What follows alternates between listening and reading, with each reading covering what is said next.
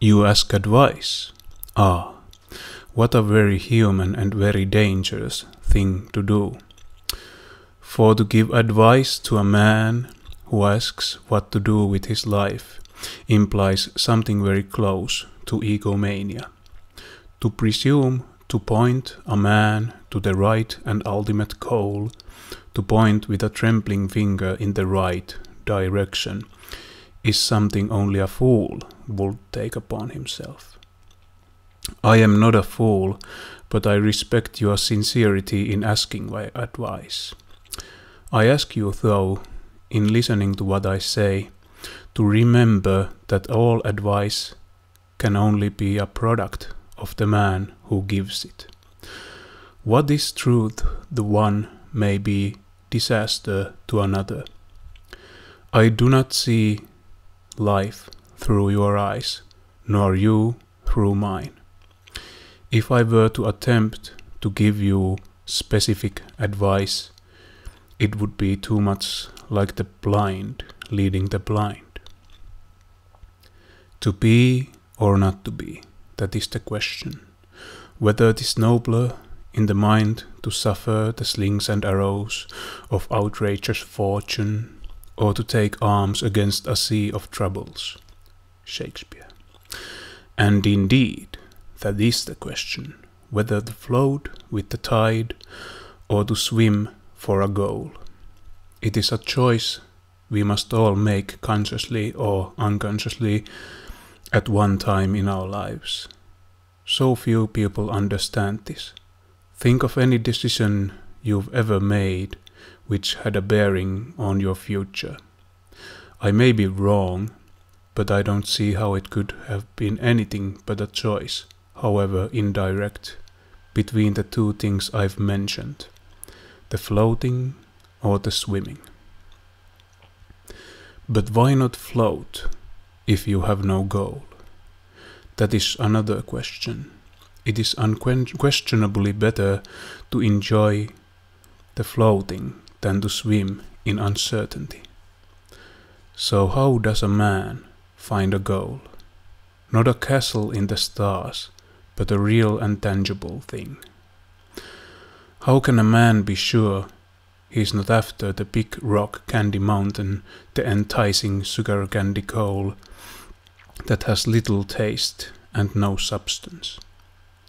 The answer, and in a sense the tragedy of life, is that we seek to understand the goal and not the man. We set up a goal which demands of us certain things, and we do these things.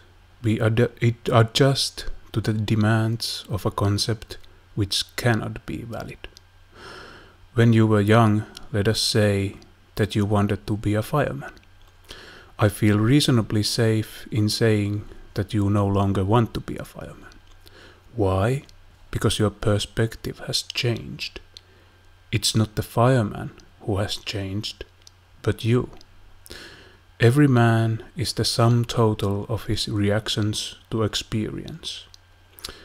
As your experiences differ and multiply, you become a different man, and hence your perspective changes. This goes on and on. Every reaction is a learning process. Every significant experience alters your perspective. So it would seem foolish, would it not, to adjust our lives to the demands of a goal we see from a different angle every day. How could we ever hope to accomplish anything other than galloping neurosis? The answer, then, must not deal with goals at all, or not with tangible goals anyway. It would take reams of paper to develop this subject to fulfillment.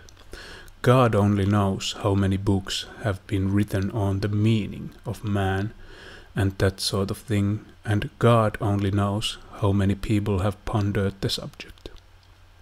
I use the term God only knows purely as an expression. There is very little sense in my trying to give it up to you in the proverbial nutshell, because I'm the first to admit my absolute lack of qualifications for reducing the meaning of life to 1 or 2 paragraphs. I'm going to steer clear of the word existentialism, but you might keep it in mind as a key of sorts. You might also try something called Being and Nothingness by Jean-Paul Sartre, and another thing called Existentialism from Dostoevsky to Sartre. These are merely suggestions. If you are genuinely satisfied with what you are and what you are doing, then give those books a wide berth. Let sleeping dogs lie. But back to the answer. As I said, to put our faith in tangible goals would seem to be, at best, unwise. So we do not strive to be firemen, we do not strive to be bankers, nor policemen, nor doctors. We strive to be ourselves. But don't misunderstand me. I don't mean that we can't be firemen, bankers, or doctors, but that we must make the goal to conform to the individual rather than make the individual conform to the goal. In every man, heredity and environment have combined to produce a creature of certain abilities and desires, including a deeply ingrained need to function in such a way that his life will be meaningful. A man has to be something. He has to matter. As I see it, then, the formula runs something like this. A man must choose a path which will let his abilities function at maximum efficiency towards the gratification of his desires.